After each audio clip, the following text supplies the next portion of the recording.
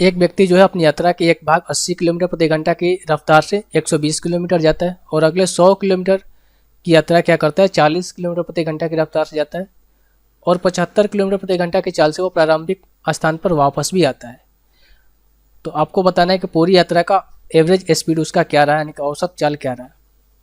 अब देखो पहले केस में अगर उसने कितना डिस्टेंस ट्रेवल किया 120 और 100 कितना होता है 220। 220 किलोमीटर वो गया है इंसान, तो 220 किलोमीटर आया भी होगा। ठीक है, ये चीज़ आपको समझ में आ रही होगी। यानी कि अगर मैं पहले में यहाँ पर बात करी टोटल डिस्टेंस उसने कितना ट्रेवल किया 220 और 220 कितना हो जाएगा आपका 440 किलोमीटर। टाइम कितना लगा उससे, क्योंकि एवरेज स्पीड इक्वल्स टू क्या होता है टोटल डिस्टेंस अपन में टोटल टाइम टेकन।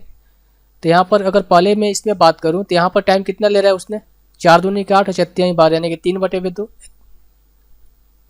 यहाँ पर टाइम कितना ले रहा है उसने 10/4 यानी कि कितना हो जाएगा ये 5/2। और यहाँ पर टाइम कितना ले रहा है टोटल उसने 220 किलोमीटर 75 के रफ्तार से ट्रेवल किया है, तो ये कितना हो जाएगा आपका 15×5 = 75, ये जाएगा 5×4 = 20, 5×4 = 20 44, तो हो जाएगा क्या 15 दूनी 30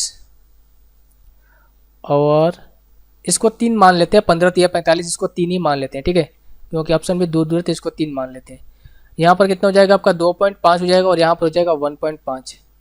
अगर मैं इनको ऐड कर दूँ तो ये क्या हो जाएगा ये 5 और 3 और 2 5 और 1 6 5 5 10 यानी कि 6 1 7/7 आना चाहिए। ठीक है, तो ये 7×6 = 42, यहाँ पर बचेगा क्या 2 और 7×4 = 28, यानी कि 64 पॉइंट के से कम आना चाहिए। ठीक है, 64 से वैल्यू कम आनी चाहिए। क्यों, क्योंकि हमने यहाँ पर 3 मान के रखा है जबकि एक्चुअल में वैल्यू 3 नहीं आ रही थी। ठीक है, तो 64 से कम आना चाहिए। 64 से कम एक ही ऑप्शन है, आप देख लो ऑप्शन नंबर ए जो है इस क्वेश्चन की आंसर हो जाएगी। तो आप कैलकुलेशन को इस तरीके से भी कर सकते हो कि एवरेज स्पीड कितना हो जाएगा 63.46 किलोमीटर पर आवर्स।